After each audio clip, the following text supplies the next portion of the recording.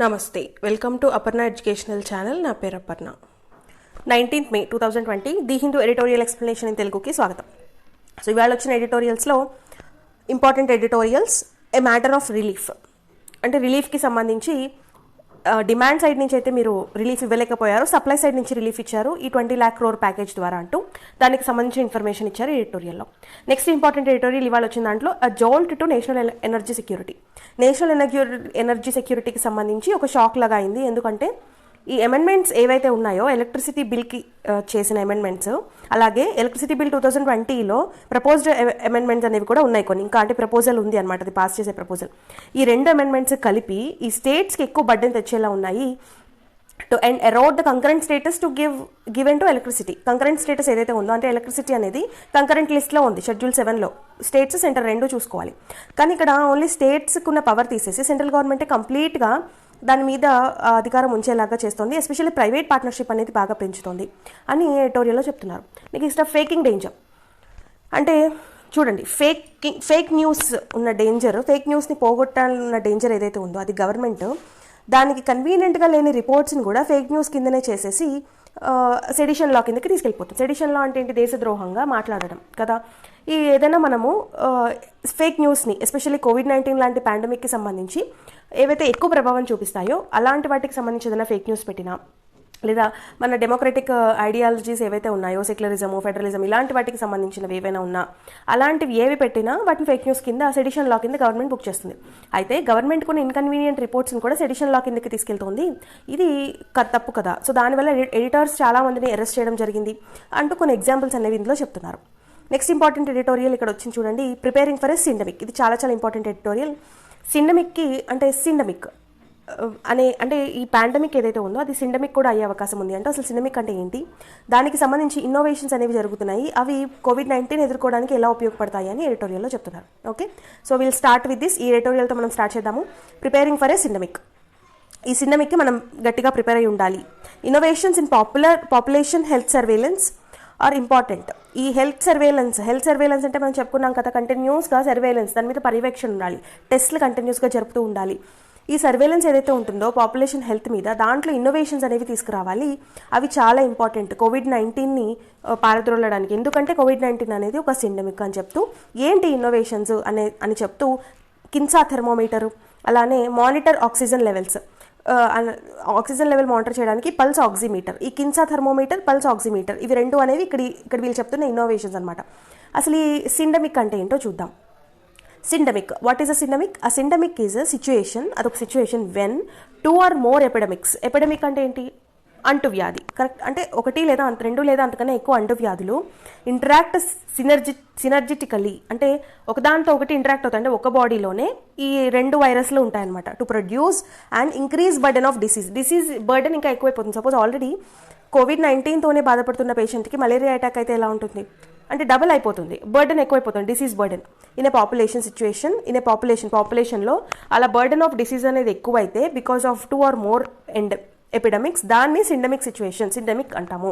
Then a situation first described by medical anthropologist Merrill Singer in the mid 1990s ఈ medical anthropologist ఒక ఆయన కనుక్కున్నారనమాట. So అది syndemic అంటే. చూడండి, the world health organization has announced. World health organization ఏం చెప్పింది? COVID-19 అనేది వెళ్లే అవకాశం లేదు ఇప్పట్లో. ఎక్స్పర్ట్స్ కూడా ఏం చెప్తున్నారంటే, warn that there will be second wave of infection. మళ్ళీ ఇంకో వేవ్ ఆఫ్ ఇన్ఫెక్షన్ ఉండొచ్చు. ఇప్పుడు ఎలాగైతే ఒక ఊపేసిందో అన్ని దేశాల నుంచి 0 నుంచి స్టార్ట్ అయ్యి మళ్ళీ తగ్గినా కూడా కేసెస్ మళ్ళీ స్టార్ట్ అయ్యే అవకాశం ఉంటుంది. ఆ సెకండ్ వేవ్ అంటే అది అయ్యే అవకాశం ఉంది అని చెప్తున్నారు. Meanwhile some people have also raise the alarm about diseases like dengue and malaria emerging with upcoming monsoon season in the tropical South Asia. మనకి ట్రాపికల్ రీజన్, ట్రాపికల్ అంటే tropic of cancer, tropic of capricorn. Tropic of క్యాన్సర్లో కదా 23 degrees half minute north. ఈ tropic of cancer అనేది ఇండియాని ఎగ్జాక్ట్గా almost హాఫ్గా cut చేస్తుంది, డివైడ్ చేస్తుంది. సో ఈ ట్రాపికల్ సబ్ ట్రాపికల్ రీజియన్లోకి వస్తుంది కదా. సో మనది అయితే ఈ ట్రాపిక్ రీజియన్లో ఇప్పుడు మాన్సూన్ క్లైమేట్, మన క్లైమేట్ మాన్సూన్ రెయిన్ఫాల్ మీద ఆధారపడి ఉంటుంది. ఇప్పుడు మనకు వచ్చేది రైనీ సీజన్. సో ఈ రైనీ సీజన్ వల్ల ఈ మలేరియా లాంటి వ్యాధులు, ఎందుకంటే ఎక్కువగా మాన్సూన్ సీజన్లో క్రిమికీటకాలు విజృంభించే సీజన్ అది. సో ఆ టైంలో ఈ మలేరియా, డెంగ్యూకి సంబంధించిన వైరస్లు ఏవైతే ఉంటాయో అవి ఎక్కువగా విజృంభించే అవకాశం ఉంటుంది. అందుకని COVID-19 అనేది సిండమిక్ అవుతుందా? ఎందుకంటే COVID-19తో పాటు ఇవి యాడ్ అయిపోతే డిసీజ్ బర్డెన్ పీపుల్ మీద పెరిగిపోయి తొందరగా వాళ్ళకి క్యాజువాలిటీస్ ఎక్కువ వచ్చే అవకాశం ఉంటుంది. So increased burden of cities అలా అయినవి దాఖలాలు ఎక్కడైనా ఉన్నాయా? సిండమిక్స్ ఏమైనా అయ్యాయి అంటే ఎస్ అయ్యాయి. ఎగ్జాంపుల్ ఇక్కడ ఇన్ఫ్లుయెన్జాని హెచ్ఐవిని చెప్తున్నారు. ద 1957 ఏషియన్ ఇన్ఫ్లుయెన్జా పాండమిక్, 1957లో ఈ ఇన్ఫ్లుయెన్జా పాండమిక్ ఏదైతే ఉందో ఎగ్జాంపుల్ షోర్ ద డెత్స్, చాలా డెత్స్ని తీసుకొచ్చింది. Then could only be due to దేనివల్ల? ప్రైమరీ వైరల్ ఇన్ఫెక్షన్, ప్రైమర్గా ఇన్ఫ్లుయెన్జా వైరస్ అనేది వచ్చింది. సెకండరీగా బ్యాక్టీరియల్ ఇన్ఫెక్షన్ కూడా వచ్చింది అమాంగ్ ఇన్ఫ్లుయెన్జా పేషెంట్స్. ఇప్పుడు మనకి COVID-19, ఇన్ఫ్లుయెన్జా ఇవన్నీ వైరస్లు, ఈ మలేరియా ఇవన్నీ కూడా బ్యాక్టీరియా వల్ల వస్తాయి కదా. సో ఈ వైరస్ ప్లస్ బ్యాక్టీరియా ఈ కాంబినేషన్ ఏదైతే ఉందో అది ఒక వ్యాధిని సిండమిక్ చేస్తుంది. In short they were caused by viral bacterial syndemic అనమాట. ఈ రెండింటి యొక్క synergy congregation. Meanwhile researchers have shown that in Kisumu, Kenya 50% of HIV infections are due to high HIV infections of malaria infected HIV patients. So HIV patients malaria కూడా infect అయి ఉన్న వాళ్ళల్లోనే ఎక్కువగా deaths అనేవి వచ్చాయి అని చెప్పి ఈ Kenya లాంటి ఆఫ్రికన్ దేశాల్లో వచ్చిన సర్వే ద్వారా మనకి తెలుస్తుంది. అలాగే సో వీటన్నిటికీ కూడా అలాగే ఇక్కడ హెచ్ఐవిలో చెప్పారు, ఇన్ఫ్లుయెన్జాలో కూడా చెప్పారు కదా. COVID-19 యొక్క కాంబినేషన్, సినర్జీ కాంబినేషన్. ఇప్పుడు నెక్స్ట్ మలేరియా, సపోజ్ COVID-19కి మలేరియా యాడ్ అయితే ఇంకా డెత్ క్యాజువాలిటీ తొందరగా వచ్చే అవకాశం ఉంటుంది. దానికి మసాచ్యూసెట్స్ ఇన్స్టిట్యూట్ ఆఫ్ టెక్నాలజీ ఈ అల్యూమినస్ ఎవరైతే ఉంటారో ఆల్రెడీ చదివి వెళ్ళిపోయిన వాళ్ళు, ఆయన ఉన్నారు ఇందర్ సింగ్ ఆయన పేరు. ఆయన ఒక స్టార్టప్ ని తీసుకొచ్చారనమాట, కిన్సా దాని పేరు. ఇట్ మేక్స్ స్మార్ట్ థర్మోమీటర్ ఒకటి తయారు చేసి that already making waves in the యూఎస్లో ఆల్రెడీ ఇది పనిచేస్తుంది. Many argue that Kinsa thermometers could be the key to constantly monitoring temperature. ఈ కిన్సా థర్మోమీటర్ అనేది ఈ టెంపరేచర్ని కాన్స్టెంట్గా మానిటర్ చేస్తుంది అని చెప్పి మీరు ఒకసారి గూగుల్లోకి వెళ్ళి కిన్సా థర్మోమీటర్ గురించి సెర్చ్ చేయండి. It will be interesting. Okay, ఇక్కడ Massachusetts Institute of Technology alumni అయినా ఈ కిన్సా స్టార్టప్ హెడ్డే కాకుండా ఇంకొక సొల్యూషన్ కూడా చెప్తున్నారు. కిన్సా థర్మోమీటర్ కాకుండా ఇంకొకటి ఏంటంటే monitor oxygen levels to the brain daily through a pulse oximeter. ఇప్పుడు బ్రెయిన్కి ఆక్సిజన్ లెవెల్స్ తగ్గిపోవడము, ఏదైనా సరే ఒక మనిషి త్వరగా చనిపోవడానికి కానీ, త్వరగా అపస్మారక స్థితిలో అన్కాన్షియస్ అయిపోవడానికి కానీ, లేదా త్వరగా కోమాలోకి వెళ్ళిపోవడానికి కానీ రీజన్ ఏంటి? బ్రెయిన్కి ఆక్సిజన్ లేకపోవడం. అందుకే రీసెంట్గా వైజాగ్లో జరిగిన ఈ స్టెరీన్ గ్యాస్ కేసులో కూడా అదే జరిగింది. ఈ స్టెరీన్ గ్యాస్ అనేది ఏం చేస్తుంది? లంగ్స్ని బాగా బలహీనం చేసేస్తుంది. అప్పుడు లంగ్స్ అనేవి పంప్ చేయలేకపోతాయి ఆక్సిజన్ని. ఆక్సిజన్ పంప్ చేయకపోవడం వల్ల ఫస్ట్ మనకి ఆక్సిజన్ పంపింగ్ బాగా ఉండాలి. బ్రెయిన్కి ఆక్సిజన్ పంపింగ్ బాగా ఉన్నప్పుడు అది మిగిలిన వాటన్నిటికీ కూడా బాడీ పార్ట్స్కి, హ్యాండ్స్ కానీ, లెగ్స్కి కానీ, లేదా ఏవైనా సరే వేటికైనా ఇన్స్ట్రక్షన్స్ ఇస్తుంది. Move the hand, move the leg, ఇలాంటివన్నీ కూడా. సో ఈ ఇన్స్ట్రక్షన్స్ అనేది ఇవ్వడానికి అసలు బ్రెయిన్ పనిచేయాలి. బ్రెయిన్ పనిచేయడానికి బ్రెయిన్కి ఆక్సిజన్ కావాలి. ఆక్సిజన్ లంగ్స్ నుంచి వస్తుంది. అందుకని ఈ స్టెరీన్ గ్యాస్ కూడా ఫస్ట్ లంగ్స్నే టార్గెట్ చేసింది. COVID-19 కూడా లంగ్స్నే టార్గెట్ చేస్తుంది కదా. ఎప్పుడైతే ముక్కు కానీ నోటి ద్వారా కానీ వెళ్ళినప్పుడు అది డబుల్ అయిపోతుంది. COVID-19 వైరస్ ఏదైతే ఉందో అది ఎప్పుడైతే మనకి ఈ నాజల్ దాంతో కానీ లేదా వేటితోనైనా సరే ఈ కంట్లో ఉండే కన్ను పుసులు అంటాం కదా, వాటితో కానీ అది టచ్ అయితే కనుక ఈ వైరస్ విపరీతంగా దాని ఏమంటారు గుట్టలుగా పెరిగిపోతుంది అనమాట. దాని స్ట్రెంగ్త్ పెరిగిపోతుంది బాగా, నెంబర్ ఆఫ్ అవి పెరిగిపోతాయి. అవి వాటికి బాగా ఆవాసాలు అనమాట. సో అందుకని మనకి ముక్కు మీద కళ్ళని నోటిని తాకకండి అని చెప్పడానికి కారణం ఏంటంటే ఈ వైరస్ అనేది తొందరగా అక్కడ టచ్ అయినప్పుడు తొందరగా పెరిగిపోతుంది. ఆ వైరస్ నెంబర్ ఆఫ్ మాలిక్యూల్స్ కూడా పెరిగిపోతున్నాయి విపరీతంగా. అందుకని ఏమవుతుంది, మనకి వెంటనే ఊపిరి అనేది ఆడదు, లంగ్స్ బలహీనపడిపోతాయి. అదంతా కూడా వెళ్ళి లంగ్స్లోకి పెరిగిపోతుంది ఆ వైరస్. సో లంగ్స్ బలహీనపడిపోయి బ్రెయిన్కి ఆక్సిజన్ అనేది వెళ్ళదు, పంపింగ్ ఉండదు. ఈ బ్రెయిన్కి ఆక్సిజన్ వెళ్ళకపోవడం వల్ల ఈ COVID-19లో సిమ్టమ్స్ అనేవి కూడా తెలియట్లేదు కదా చాలా మందికి. ఒకవేళ సిమ్టమ్స్ తెలిసిన వాళ్ళకి కూడా ఇది ఎంత స్థితిలో ఉంది ఏంటి అనేది తెలియట్లేదు. అందుకని ఇక్కడ ఒకటి కనిపెట్టారనమాట, ఈ పల్స్ ఆక్సిమీటర్ అనేది ఒక ఇన్నోవేషన్. ఆ ఇన్నోవేషన్లో మనకి బ్రెయిన్ ఆక్సిజన్ లెవెల్స్ బ్రెయిన్లో ఎలా ఉన్నాయి, ఆక్సిజన్ లెవెల్ ఎక్కువ ఉంది అంటే బ్రెయిన్లో ఆక్సిజన్ పంపింగ్ బాగా జరుగుతుందని, ఆక్సిజన్ లెవెల్ బాగా పడిపోయిందంటే సంథింగ్ ఏదో తేడా ఉంది, ఆక్సిజన్ లెవెల్ పంపింగ్ అవ్వట్లేదు. So he has some virus, ఏదో కొంత ప్రాబ్లం ఉంది అనేది బాగా తెలుస్తుంది అనమాట. However some say that it should not crowd out other important strategies like aggressive population. కానీ కొంతమంది ఏం చెప్తున్నారంటే ఈ ఇన్నోవేషన్స్ వచ్చినప్పటికీ ఈ అగ్రెసివ్ పాపులేషన్ PCR టెస్ట్లు కానీ, ఈ యాంటీబాడీ టెస్టింగ్ గురించి మనం చూసాం కదా, మన ప్లాస్మా ఒకటి చూసాము, అలానే యాంటీబాడీ టెస్టింగ్ కూడా చూసాము. సో ఈ యాంటీబాడీ టెస్టింగ్ కానీ ఈ పీసీఆర్ టెస్టింగ్ అంటే నార్మల్గా ఇప్పుడు ముక్కు శాంపిల్స్తో లోపల నోటి మీద శాంపిల్స్తో ఎలా చెక్ చేస్తున్నారు, అది నార్మల్ పీసీఆర్ టెస్టింగ్ అనమాట ఇప్పుడు చేస్తున్న టెస్టింగ్. సో అవి మాత్రం ఆగకూడదు. ఈ ఇన్నోవేషన్స్ ఉన్నప్పటికీ అవి కూడా చేస్తూ ఉంటేనే మనకి ఎఫెక్టివ్గా ఉంటుంది అని చెప్తున్నారు. With India's ongoing migrant crisis, ఇండియాకి మైగ్రెంట్ క్రైసిస్ అనేవి ఎక్కువ అవుతున్నాయి ఈ టైంలో. We cannot rule out COVID-19 becoming syndemic given large scale urban to rural chaotic migration. మనము సిండమిక్ అవ్వదు అని రూల్ అవుట్ అంటే తీసి పారేయలేమన్నమాట దాన్ని, సిండమిక్ అవ్వదు COVID-19 అని. ఎందుకంటే ఈ అర్బన్ టు రూరల్ మైగ్రేషన్ అనేది చావటిక్ మైగ్రేషన్, చాలా పెద్ద ఎత్తులో మైగ్రేషన్ అనేది జరుగుతోంది. మరి అలాంటప్పుడు సిండమిక్ అయ్యే అవకాశం కూడా ఉంటుంది కదా, పీపుల్ నుంచి పీపుల్కి ఈ వైరస్, ఈ బ్యాక్టీరియల్ ఇన్ఫెక్షన్స్ కూడా వచ్చే అవకాశం ఉంటుంది. So added to the complexity of upcoming dengue and malaria season, ఇప్పుడు డెంగ్యూ అండ్ మలేరియా సీజన్ రాబోతుంది కాబట్టి closing state borders, discriminating against migrants returning to their home states, quarantining them, ఇవన్నీ కూడా COVID-19 locations may not be a viable options. ఇవన్నీ కూడా సాధ్యమయ్యేవి కాదు. Viability అంటే సాధ్యాలు. So ఇప్పుడు చూడండి, ఎన్ని రోజులు స్టేట్ బోర్డర్స్ని క్లోజ్ చేసి పెట్టుకుంటాము. ఇప్పుడు నిత్యావసర వస్తువులు కూడా ఆ ఫలానా స్టేట్కి అందవు. ఎందుకంటే అన్ని నిత్యావసర వస్తువులు ఓన్లీ స్టేట్స్లోనే ప్రొడ్యూస్ అవ్వవు. స్థానికంగా మనం అన్ని రకాల పప్పులు, ధాన్యాలు, ఉప్పులు, బియ్యం అన్ని మనం చేసుకోలేం. పసుపు ఇవన్నీ కూడా మనకి ఇప్పుడు అట్లీస్ట్ ఇమ్యూనిటీ పవర్ని పెంచుకోవాల్సినవి ధనియాలు, అల్లము, పసుపు ఇలాంటివన్నీ కూడా మనము కొన్ని స్టేట్స్ వేరే స్టేట్స్ నుంచి అవి తెచ్చుకుంటాయి. మరి స్టేట్ బోర్డ్స్ని క్లోజ్ చేస్తే ట్రాన్స్పోర్టేషన్ ఎలా వస్తుంది? సో స్టేట్ బోర్డ్స్ని క్లోజ్ చేయడం చేయలేము. ఈ మైగ్రెంట్స్ మాకు వద్దు, ఇప్పుడు వాళ్ళ స్టేట్ మైగ్రెంట్సే కానీ వేరే దేశానికి వెళ్ళి వేరే రాష్ట్రానికి వెళ్ళి మళ్ళీ వస్తున్నారు. మరి వాళ్ళ మైగ్రెంట్స్ని వాళ్ళు డిస్క్రిమినేట్ చేయలేరు కదా, వాళ్ళ స్టేట్ వాళ్ళు. సో అలా చేయలేము. సో ఇవన్నీ కూడా క్వారంటైన్, ఇన్స్టిట్యూషనల్ క్వారంటైన్, పబ్లిక్ లొకేషన్స్లో క్వారంటైన్ పెట్టడం అనేది పాసిబిలిటీ కాదు. సో ఇవన్నీ కూడా may not be viable options. ఎక్కువ కాలం పాటు అంటే కొన్ని రోజులైతే మనం పాటించగలిగాం, కానీ ఇప్పుడు ఎక్కువ కాలం పాటు మనం పాటించలేము కదా. ఇప్పుడు అట్లీస్ట్ క్లోత్స్ ఇవన్నీ కూడా ట్రాన్స్పోర్టేషన్ అనేది చాలా important. So India record the largest single day spike. నిన్న ఒక్క రోజులోనే more than 5,000 కేసెస్ వచ్చాయి ఇండియాలో. సో 1 డేలో లార్జెస్ట్ స్పైక్ వచ్చింది. So the time has come to look at testing, tracing and isolation. మనం ఆల్రెడీ గుర్తుపెట్టుకున్నాం కదా, టిట్ ఫర్ ట్యాట్లో టిట్ అని గుర్తుపెట్టుకున్నాం. ఇక్కడ ట్యాట్ అనేది COVID-19 అనుకుంటే మనం టిట్ ఇవ్వాలన్నమాట. అంటే టిట్ ఫర్ ట్యాట్, TIT అంటే testing, tracing, isolation, tracing. Okay, ఇదంతా కూడా మనం గుర్తుపెట్టుకున్నాము. సో ఎవరు టెస్ట్ చేస్తాము, వాళ్ళకి ఓకే ఉందంటే వాళ్ళని ఐసోలేట్ చేసేస్తాము, ఇంకా వాళ్ళ కాంటాక్ట్స్ ఏమైనా ఉన్నాయని చెప్పి వాళ్ళని ట్రేస్ చేస్తాము. This is tit. ఈ టిట్ని మాత్రం ఖచ్చితంగా మనం ఫాలో అవ్వాలి. అలానే ఎందుకంటే ఈ పాపులేషన్ హెల్త్ సర్వేలెన్స్లో భాగంగా వస్తుంది. అలాగే ఈ పాపులేషన్ హెల్త్ సర్వేలెన్స్లో భాగంగానే ఈ టెక్నాలజీస్ని కూడా యూస్ చేయాలి. లైక్ స్మార్ట్ థర్మోమీటర్ కానీ, ఆక్సిమోమీటర్ కానీ, ఇవన్నీ కూడా. సో ఇవి చాలా ఇన్నోవేషన్స్ని కూడా మనం ఇప్పుడు ఇందులో పెట్టాల్సిన అవసరం ఉంది. అందుకని are the policy makers listening? Policy makers మీరు వింటున్నారా అని చెప్తున్నారు ఎడిటోరియల్లో. ఈ ఎడిటోరియల్ రాసింది చిరంతన్ చటర్జీ. ఈయన ఫ్యాకల్టీ మెంబర్ IIM అహ్మదాబాద్లో, visiting fellow at Hoover institution, Stanford యూనివర్సిటీలో కూడా విజిటింగ్ అనమాట. సో ఆయన ఎడిటోరియల్ రాశారు. ఓకే, నెక్స్ట్ ఇక్కడ accountability can be placed under లాక్డౌన్లో అకౌంటబిలిటీని తీసుకెళ్ళి మీరు లాక్డౌన్లో పెట్టలేరు. అంటే మైగ్రెంట్ వర్కర్స్కి సంబంధించి మీరు సరైన ఫెసిలిటీస్ అవి కల్పించలేకపోవడం అనే దాన్ని మీ అకౌంటబిలిటీ, దానికి జవాబుదారీగా మీరు చేసిన తప్పుకి సెంట్రల్ గవర్నమెంట్స్ కానీ స్టేట్ గవర్నమెంట్స్ కానీ జవాబుదారీతనంగా ఉండాలి.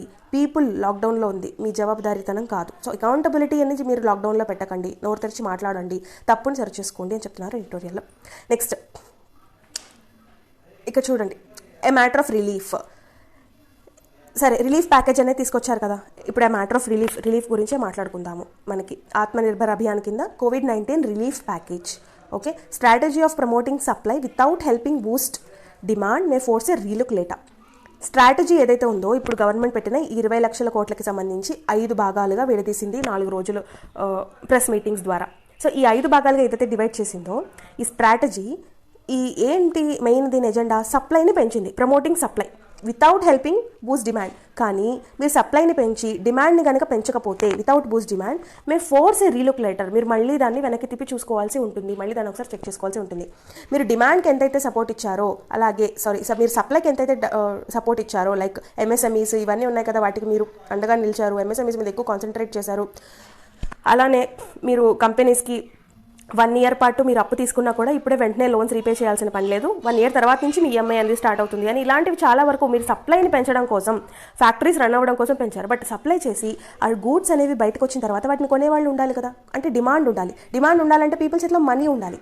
పీపుల్ చేతిలో మనీ ఉండేలాగా స్ట్రాటజీస్ అనేవి కావాలి 20 లక్షల కోట్ల రిలీఫ్ ప్యాకేజ్లో. సో అది చాలా ఇంపార్టెంట్ అని ఎడిటోరియల్ చెప్పారు. ఇది announcement of the final tranche అంటే the part of money.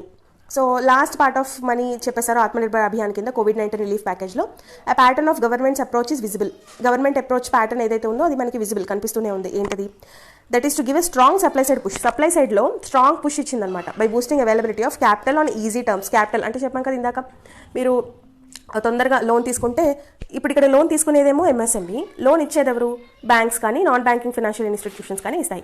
So ఈ రెండింటికి అది హెల్ప్ చేసింది 20 లక్షల కోట్ల ప్యాకేజ్లో. ఏం చేసిందంటే ఎంఎస్ఎంఈస్కి మీరు కనుక లోన్ తీసుకుంటే మీరు 1 year దాకా అప్పుడే మీరు ఈఎంఐ ఏం పే చేయాల్సిన అవసరం లేదు, 1 year తర్వాత నుంచి మీరు స్టార్ట్ చేసుకోవచ్చు అని దీనికి హామీ ఇచ్చింది. వీళ్ళకేమిచ్చింది? మీరైతే ధైర్యం చేసి లోన్ ఇవ్వండి. ఇప్పుడు ఎంఎస్ఎంఈ నష్టాల్లో ఉంది అన్నా సరే మీరేం పట్టించుకోవద్దు. ఒకవేళ ఎంఎస్ఎంఈకి లాభాలు రాకపోతే that particular medium small scale are ఏదైనా సరే ఆ చిన్న మధ్య తరహా ఏవైనా పరిశ్రమకి లాభం రాకపోతే ఇప్పుడు మీరు బాధపడాల్సిన అవసరం లేదు, మీ క్రెడిట్ గ్యారంటీ మేము ఇస్తాము. అది కూడా 20 లక్షల కోట్ల ప్యాకేజ్లోనే చెప్పింది గవర్నమెంట్. అంటే ఎవరి చేతిలోనూ మనీ పెట్టలేదు. 20 లక్షల కోట్ల ప్యాకేజ్లో ఒకళ్ళ చేతిలో మనీ లేదు, కానీ అవకాశాలు అనేవి పెంచడానికి ట్రై చేశారు. లైక్ ఎంప్లాయ్మెంట్ ఆపర్చునిటీ కానీ, లేదా ఇప్పుడు డైరెక్ట్ బెనిఫిట్స్ ఎవరికి ఇచ్చారంటే నార్మల్ ఇప్పుడు బిలో పవర్టీ లైన్ ఎవరైతే ఉంటారో వాళ్ళకి ఫుడ్ గ్రెయిన్స్ ఇవ్వడం కానీ, మనీ అందజేయడం కానీ అవన్నీ కూడా చేసుకుంటూ వచ్చారనమాట. That is strong supply side push బాగా ఇచ్చారు. Keep income and wage support schemes. Wage support schemes ఇచ్చారు. ఇప్పుడు ఎంఎన్ఆర్ఈజీ అనేది మైగ్రెంట్ వర్కర్స్కి కూడా కంటిన్యూ చేశారు, ఎక్స్టెండ్ చేశారు. ఇన్కమ్ ఇది ఎక్కువ empower constituencies ranging from farmers. Constituencies అన్నింటినీ కూడా ఎంపవర్ చేశారు, ఫార్మర్స్ నుంచి వర్కర్స్ వరకు. Finally most important to keep the damage of the Fisk as low as possible. ఈ ఫిజికల్ డ్యామేజ్ అనేది తక్కువ ఉండేలాగా చూసారనమాట. ఈ ఫిజికల్ ఇంపాక్ట్ ఏదైతే ఉందో 20 లక్షల కోట్ల ప్యాకేజ్ది between 2 to 3% of GDP, that includes drawals from provisions already made in the budget for the fiscal budget లో ఆల్రెడీ ఉన్న వాటిని ఇందులో కూడా పొందుపరిచారు. అయితే ఈ అప్రోచ్లో ఉన్న ప్రాబ్లం ఏంటి? The problem this approach is that there is a disparate need for demand stimulus now. ఇప్పుడు డిమాండ్ని కూడా ఈ ఆర్థిక ఉద్దీపన అని చెప్పి ఫిజికల్ స్టిమ్యులస్ అని చెప్పి కదా ఇచ్చారు, అలా మీరు డిమాండ్ సప్లై స్టిమ్యులస్ చేశారు, ఓకే బాగుంది, కానీ డిమాండ్ స్టిమ్యులస్ కూడా చేయాలి, డిమాండ్ని కూడా పెంచాలి. అది డెస్పరేట్, ఇప్పుడు ఖచ్చితంగా చేయాల్సిన పని. స్ట్రాటజీ టు డ్రైవ్ కన్జంప్షన్ అనేది పెరగాలి. కన్జంప్షన్ అనేది పెరిగేలాగా ఒక స్ట్రాటజీని తీసుకురావాలి. Say for example suspending GST ఎలాంటివి అని చెప్తూ ఇక్కడ ఒక ఎగ్జాంపుల్ చెప్తున్నారు. ఇప్పుడు ఒక 2 నెలల వరకు జీఎస్టీని సస్పెండ్ చేయండి. అట్లీస్ట్ కటింగ్ రేట్స్ టెంపరీగా రేట్స్ని కట్ చేస్తూ combined with liquidity Boost may have work better under prevailing conditions. So ఇలాంటివి 2 months వరకు మీరు జీఎస్టీ తీసేయడము, రేట్స్ బాగా తగ్గించేయడము, లిక్విడిటీ బూస్ట్, ఇలాంటివన్నీ కూడా లిక్విడిటీ బూస్ట్ ఇవ్వడము, ఇంకా మే హ్యావ్ వర్క్, ఇలాంటివన్నీ కూడా బాగా వర్క్ చేసి ఉండేవి. ఏ విషయంలో? డిమాండ్ని స్టిమ్యులస్ చేయడంలో. The government has done well in increasing the budget for MNREGA by 2/3. ఈ ఎంఎన్ఆర్ఈజీఏ బడ్జెట్ ఏదైతే ఉందో, సపోజ్ 100 రూపాయలు ఉందనుకోండి, దాన్ని 2/3గా పెంచిందనమాట. ఓకే, అంటే 100 రూపాయలు ఉన్నదాన్ని ఒక 175 రూపాయలు చేసింది. అంటే 100 కోట్లు ఉన్నదాన్ని 175 కోట్లు చేసింది. ఏమని చేసింది అంటే ఈ ఎంఎన్ఆర్ఈజీసీకి ఇంకొక 40,000 కోట్లు యాడ్ చేసి మైగ్రెంట్ వర్కర్స్ ఎవరైతే ఉంటున్నారో ఇప్పుడు వేరే రాష్ట్రాల నుంచి వాళ్ళ సొంత రాష్ట్రాలకి తిరిగి వస్తున్న వాళ్ళకు కూడా ఎంఎన్ఆర్ఈజీఏ అనేది వర్తిస్తుంది అని చెప్తూ వాళ్ళకు కూడా మేము పని కల్పిస్తాము, మీనింగ్ఫుల్ వర్క్ అనేది కల్పిస్తాము, సో దట్ వాళ్ళ చేతిలో మనీ ఉంటుంది, వాళ్ళు ఏదైనా కొనడానికి వాళ్ళ ఇది చూసుకుంటారు, అప్పుడు డిమాండ్ అనేది ఉంటుంది. So the demand for states for higher borrowings limit has been granted. ఇది ఒకటే స్టెప్, మంచి స్టెప్ డిమాండ్ సప్లై పెంచడంలో. అయితే స్టేట్స్కి డిమాండ్ పెంచడానికి బారోయింగ్స్ తీసుకోవచ్చు, స్టేట్స్ అప్పులు తీసుకోవచ్చు, మేము గ్యారంటీ ఇస్తామని చెప్పింది. కానీ reform milestone that have to meet limit has been granted. Borrowing limit అనేది పెట్టింది, but with clear reform milestones that they have to meet. కానీ క్లియర్ రిఫార్మ్స్ అనేవి ఇంకా మీట్ అవ్వాల్సి ఉంది, తెలియాల్సి ఉంది. సో టోటల్గా in sum the package has several notable features, not all of which are కోవిడ్-19 రిలీఫ్. కొన్ని అయితే నోటబుల్ ఫీచర్స్ ఉన్నాయి. ఏంటంటే మైగ్రెంట్ వర్కర్స్కి మీరు 5 kgs ధాన్యం ఇవ్వడము, అది ఒకటి, కొంత మనీ ఇవ్వడము, ఇవన్నీ కూడా ఓకే. 1 kg చనా, ఇవన్నీ. అలాగే ఎంఎన్ఆర్ఈజీ ప్యాకేజ్ అనేది మైగ్రెంట్ వర్కర్స్కి కూడా కల్పించడం, ఇలాంటివి తప్ప, కొన్ని ఇలాంటి నోటబుల్ ఫీచర్స్ తప్ప అన్నీ కూడా కోవిడ్-19 రిలీఫ్గా లేవు. ఆల్రెడీ అంతకుముందు మనకి గరీబ్ కళ్యాణ్ యోజన ఫార్మర్స్కి కానీ వీళ్ళందరికీ ఇదివరకు ఇచ్చేవే కదా అవన్నీ కూడా. నెక్స్ట్ మనకి జన్ధన్ యోజన అకౌంట్స్ అనేవి ఆల్రెడీ ఉన్నవే. సో ఇవన్నీ అంతకుముందు మామూలుగా ఇప్పుడు బడ్జెట్లో ఎవ్రీ ఇయర్ బడ్జెట్లో ప్రవేశపెట్టే అంశాలే ఇందులో ఉన్నాయి. వీటి మొత్తానికి కలిపి మీరు కోవిడ్-19 రిలీఫ్ అని చెప్పి ఒక పేరు పెట్టేశారు. So some are notable features but not all. Okay, while it is impossible to satisfy all sections of society. అన్ని సెక్షన్స్ ఆఫ్ సొసైటీని పర్ఫెక్ట్గా సాటిస్ఫై చేయడం అనేది ఇంపాసిబుల్, ఎస్పెషల్లీ ఇలాంటి పాండమిక్ సిచ్యువేషన్లో. కానీ it has to be said that the government has taken a huge gamble by refusing to borrow and spend more on boosting demand. Government ఏం చేసింది? బారోని, అప్పు తీసుకునేది బాగా రిఫ్యూజ్ చేసేసి ఎక్కువగా డిమాండ్ మీద spend more on boosting demand మీద ఎక్కువగా చేయాలి, ఎక్కువగా స్ట్రాటజీని పెంచేలాగా చేయాలి. If the strategy of boosting supply works, ఇప్పుడు ఏంటి ఎంఎస్ఎంఈస్ అప్పు తీసుకోవడం గురించి ఎక్కువగా టార్గెట్ చేసింది తప్ప ఈ డిమాండ్ని పెంచడం మీద అయితే చేయలేదు. ఇప్పుడు బూస్టింగ్ సప్లై అనేది వర్క్ అయితే ఓకే, ఇప్పుడు బూస్టింగ్ సప్లై వర్క్ అయ్యి ఎంఎస్ఎంఈస్ దివాళా తీయకుండా ఎంఎస్ఎంఈస్ బాగా పనిచేసి వాళ్ళకి బాగా లాభాలు వచ్చి వాళ్ళ వర్కర్స్ అందరికీ బాగా జీతాలు వస్తే అప్పుడు ప్రజల చేతుల్లో డబ్బులు ఉంటే అప్పుడు డిమాండ్ పెరిగితే ఈ స్ట్రాటజీ అంతా వర్కౌట్ అయితే ఓకే. కానీ స్ట్రాటజీ వర్కౌట్ అవ్వకపోతే ఏంటి పరిస్థితి? ఇప్పుడు మీరు మొత్తం డిమాండ్ సప్లై మీదే బూస్టింగ్ పెట్టారు కదా, but if it does not work అవ్వకపోతే the government will be face the bigger problem down the line. అప్పుడు గవర్నమెంట్ అనేది ఇంకా పెద్ద ప్రాబ్లమ్ని ఫేస్ చేయాల్సి ఉంటుంది అని ఎడిటోరియల్లో చెప్తున్నారు. Next faking danger. ఇక్కడ చూడండి, సెడిషన్ లాకి సంబంధించి, సెడిషన్ లా అంటే మనకి దేశ విద్రోహ సంబంధించి ఏదైనా మాట్లాడినా పేపర్ వైజ్గా రాసినా దానికి సంబంధించి సెడిషన్ లా ప్రకారం గవర్నమెంట్ వాళ్ళని అరెస్ట్ చేస్తుంది, సమ్మన్స్ ఇస్తుంది వాళ్ళకి. సో ఈ ఫేక్ న్యూస్కి, ఈ COVID-19 పాండమిక్ సిచ్యువేషన్లో ఫేక్ న్యూస్కి ఆపోజిట్గా ఈ సెడిషన్ లాను ఉపయోగిస్తున్న టైంలో గవర్నమెంట్ దీన్ని ఇన్కన్వీనియంట్ రిపోర్ట్స్ని సప్రెస్ చేయడానికి కూడా ఉపయోగిస్తుంది అని చెప్తున్నారు. ఈ చాలామంది COVID-19 పాండమిక్ సిచ్యువేషన్లో ఈ జర్నలిస్టులు వీళ్ళందరూ కూడా ఎక్కువగా అరెస్ట్ అవుతున్నారు. ఇది చాలా డిస్టర్బింగ్ థింగ్ అనమాట. సో ఎలాంటివి అంటే చూడండి, special provisions enacted to prevent the spread of rumour during డిజాస్టర్కి సంబంధించిన డిసీజ్ అయినా కానీ ఏవైనా కానీ ప్రజల్లో భయాందోళన కలిగించే రూమర్స్ అనేవి స్ప్రెడ్ చేయడం ప్రివెంట్ చేయబడింది అండర్ సెడిషన్ లా. అయితే these laws are being used to suppress reporting on political developments and possible governmental corruptions. Government corrupt చేసుకునే విధంగా దాన్ని యూజ్ చేసుకుంటోంది, అలాగే పాసిబుల్ పొలిటికల్ డెవలప్మెంట్స్ వాటికి యూజ్ చేసుకుంటుందని చెప్తున్నారు. ద కేస్ కన్సర్న్ అనే ఆర్టికల్ ఇక్కడ చూడండి, ఎగ్జాంపుల్లో కొన్ని కేసెస్ ఇచ్చారు. ఇప్పుడు చీఫ్ మినిస్టర్ విజయ్ రూపానీకి సంబంధించి ఒక ఆర్టికల్ రాసిన విషయంలో దాన్ని బీజేపీ రీప్లేస్ చేసింది. ఏమనంటే inept handling of efforts in combat the pandemic. ఈ పాండమిక్ని హ్యాండిల్ చేయడంలో ఈ దట్ కన్సర్న్ ఎడిటర్ అనే వాళ్ళు ఇనెప్ట్ అయ్యారు. సో అందుకని దాన్ని అలా క్రియేట్ చేసి బీజేపీ గవర్నమెంట్ వాళ్ళని సెడిషన్ లా కింద బుక్ చేసి వాళ్ళకి సమ్మన్స్ ఇచ్చి అరెస్ట్ చేసింది అనమాట. సో ఇలాంటివి చాలా జరిగాయి. చూడండి, అండమాన్లోనేమో ఒక రిపోర్టర్ అరెస్ట్ అయ్యాడు. ఎందుకంటే సోషల్ మీడియా పోస్ట్ అనేది క్లెయిమ్ చేశాడు, who had contacted with COVID-19 positive patient over phone were also being quarantined. చాలా జోక్గా ఉంది కదా.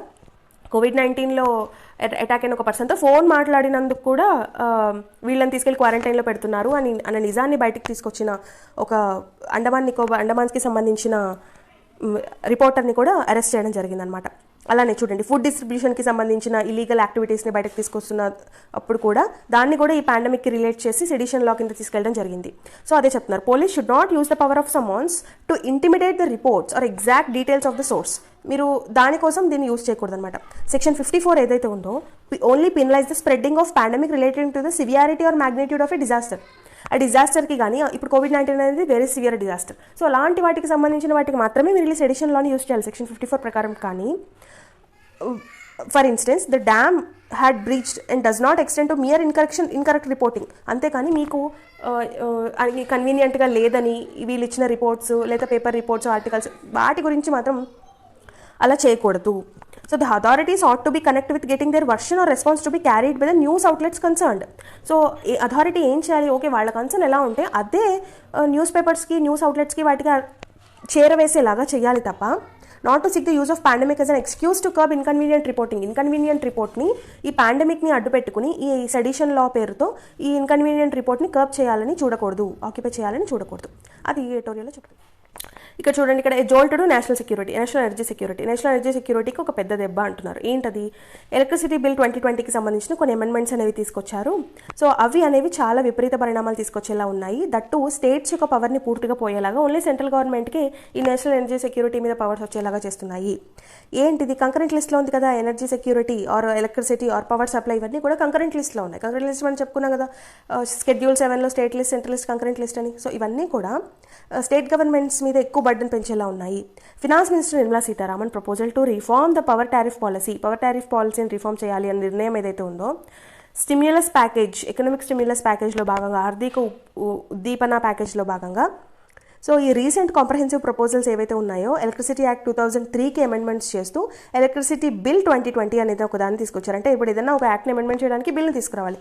సో ఎలక్ట్రిసిటీ బిల్ 2020కి ఏదైతే తీసుకొచ్చారో that they eroded the concurrent status accorded to the electricity in the కాన్స్టిట్యూషన్లో కంకరెంట్ స్టేటస్ ఇచ్చారు ఎలక్ట్రిసిటీకి. ఈ కంకరెంట్ స్టేటస్ని పోగొట్టేలాగా ఉంది అని చెప్తున్నారు. ఎందుకని అంటే ఇది డిస్కామ్స్ని చూడండి, industry supplying a basic human necessity such electricity అనేది ఇప్పుడు basic human necessity, but also arm the centre with a pincer like weapon which could choke the distribution utilities or companies, distribution companies ఏవైతే ఉన్నాయో వాటిని country energy securities నుంచి పోగొట్టేలాగా ఉన్నాయి. So ఇలా ఈ energy security proposal ఏదైతే ఉందో 2020 electricity act or electricity bill 2020 ఏదైతే ఉందో దానివల్ల వచ్చే నష్టాలు ఏంటి అని చెప్తూ ఇక్కడ చెప్తున్నారు చూడండి. First one, it gains from the move or more doubtful. ఏంటి అంటే ఫస్ట్ పబ్లిక్ పార్ట్నర్ ఇది ఇవ్వడం, ఫ్రాంచైజీస్ ఇవ్వడం మనకి డిస్కామ్స్కి, ఎందుకంటే ఎక్కువ డిస్కామ్సే కదా వాటి మీద ఎక్కువ వాటికి వచ్చేది లాభం. సో వాటిని తీసుకెళ్ళి వాటికి ఫ్రాంచైజీస్ ఇవ్వడము. అలానే సెకండ్ వన్, అమెండ్మెంట్స్ తీసుకొచ్చారు. ఏంటివి, కన్సెషన్స్ లేవు రెన్యూబుల్ పవర్ డెవలపర్స్కి, ఇంకా ఎక్కువ కన్సెషన్స్ ఇస్తున్నారు. ఆల్రెడీ ఇప్పటికే వాళ్ళ కన్సెషన్ ఉన్నాయి. వాళ్ళు ₹4, ₹5, ఈవెన్ ₹10 ఒక్కోసారి విండ్ ఎనర్జీ అమ్మినా కూడా ఖచ్చితంగా ఈ డిస్కామ్స్ కొనాల్సిందే, వేరే ఆప్షన్ లేదు. ఎందుకంటే గవర్నమెంట్ అనేది వాళ్ళకి అలాంటి ప్రొవిజన్స్ని ఇచ్చింది, రెన్యూబుల్ ఎనర్జీని పెంచాలి అన్న ఉద్దేశంతో. సో ఇప్పటికే ప్రాబ్లం ఉన్నాయి. ఈవెన్ గ్రేటర్ కన్సెషన్స్ అనేవి ఇప్పుడు ఇంకా ఇస్తున్నారు మనకి ఎనర్జీ స్టిమ్యులస్లో భాగంగా. దానివల్ల ఎక్కువగా లాభం పొందింది ఎవరు అంటే చైనానే. చైనా నుంచి మనము ఈవెన్ $13 మిలియన్ విలువైన సోలార్ ప్యానల్స్ని దిగుమతి చేసుకున్నాము లాస్ట్ 5 ఏళ్లలో. సో లాభం పొందింది ఎవరంటే చైనా.